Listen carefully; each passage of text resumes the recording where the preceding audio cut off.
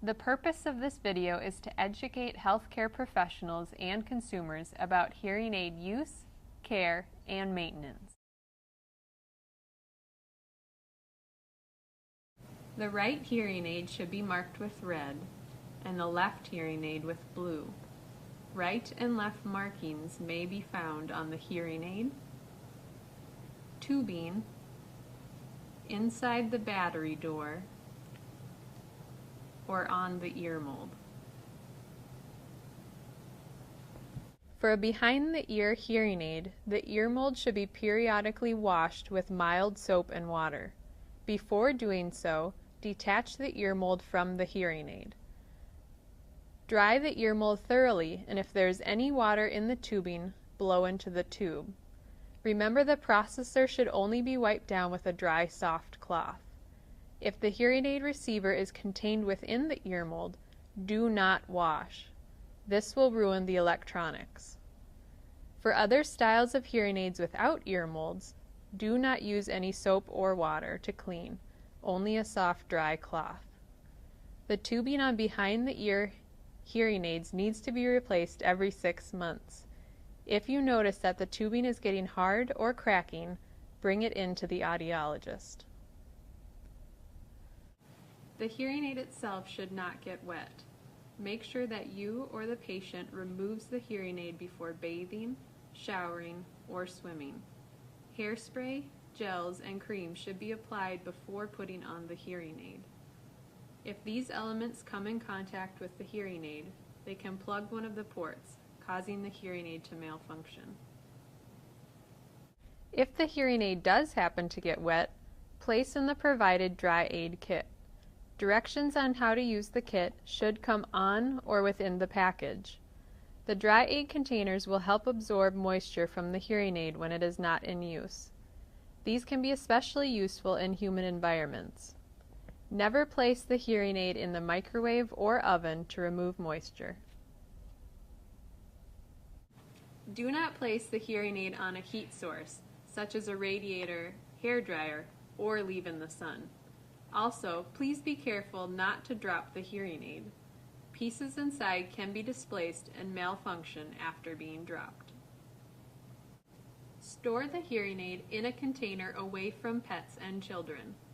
When storing for the night, the battery doors should be opened to avoid unnecessary draining.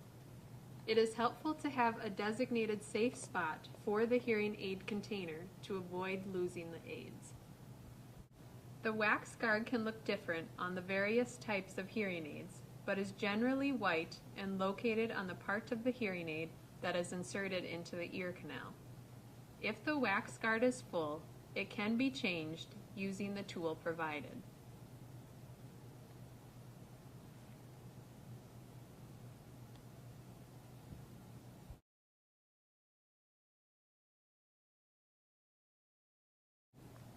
Each day, the hearing aid can be wiped down with a soft, dry cloth. This will help to remove any oils, wax, or other debris such as hairspray that may be on the casing. You can also check for wax by inspecting the portion of the hearing aid that is inserted into the ear canal. Wax in these places may stop the sound from entering the ear. If you do notice wax, you can gently remove it using a brush or wire pick, such as the one shown here. Be sure to brush or pick wax out from the aid so as not to push wax further down. In cases where the hearing aid is worn behind the ear, there may be wax in the tubing. To clean this tubing, you may use a long, flexible wire. This is threaded through one end and pulled out the other. The wax will be pushed out as the wire exits the opposite end. You may need to twist the wire in a circular motion as it is removed to get all of the wax. Do not use objects like toothpicks or pins to remove wax, as they may cause damage to the hearing aid.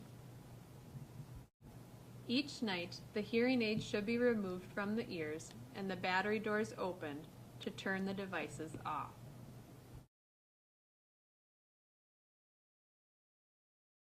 There are several different sizes of hearing aid batteries. It is necessary to check the size of battery needed for your particular hearing aid. Each battery size is coded with a specific color. It is important not to confuse hearing aid batteries with medications.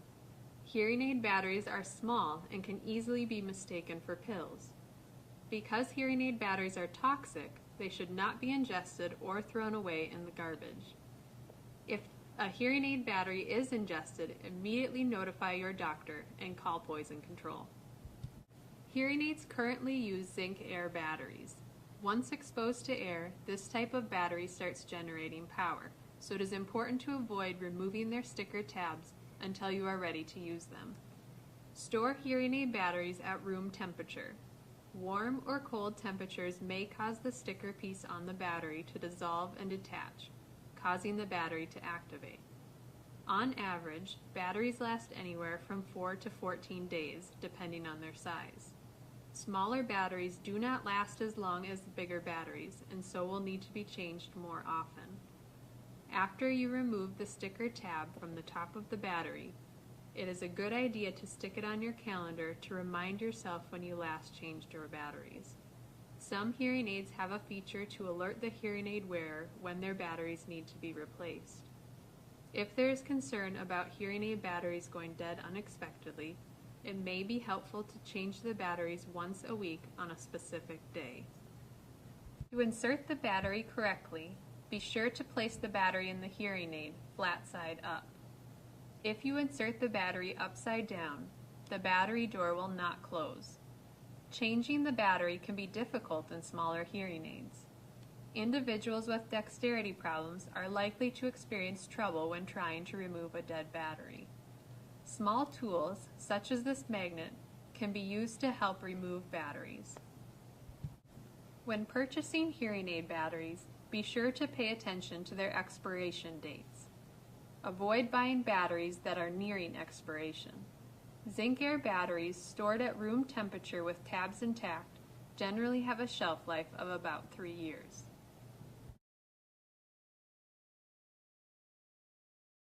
If the hearing aid does not appear to be working, make sure that the volume control is turned on or up.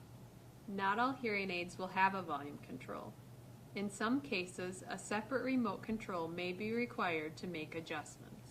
If you are not sure the batteries are working, you can quickly test them by holding the hearing aid in your hand, closing your hand around the hearing aid, and listening for a whistling sound. If the hearing aid makes a whistling sound, the batteries are working.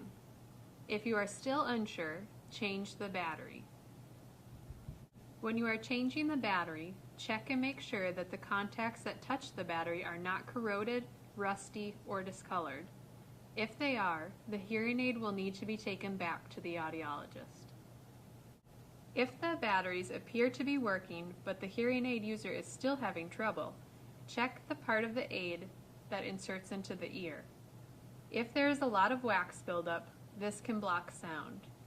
Try brushing the wax away gently. If the tubing has moisture built up inside, sound can be blocked. Try putting the hearing aid in a dry aid kit for a few hours to remove moisture. If the hearing aid becomes immersed in water, immediately remove the hearing aid from the water. Open the battery door and take the battery out. Set the hearing aid in a dry aid kit so that it has an opportunity to dry.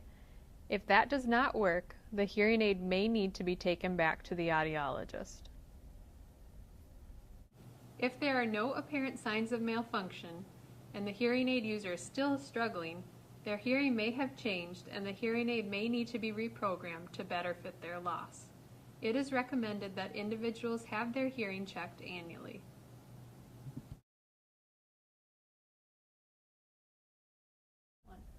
Hearing aids come in several different styles.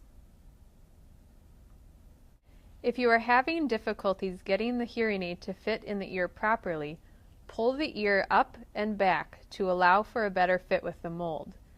It is normal to hear feedback when inserting or removing the hearing aid. When you are inserting the hearing aid mold into the ear and it does not appear to be fitting snugly, There may be a lot of distortion or a whistling sound. If this happens, the hearing aid user will need a new mold that will properly fit.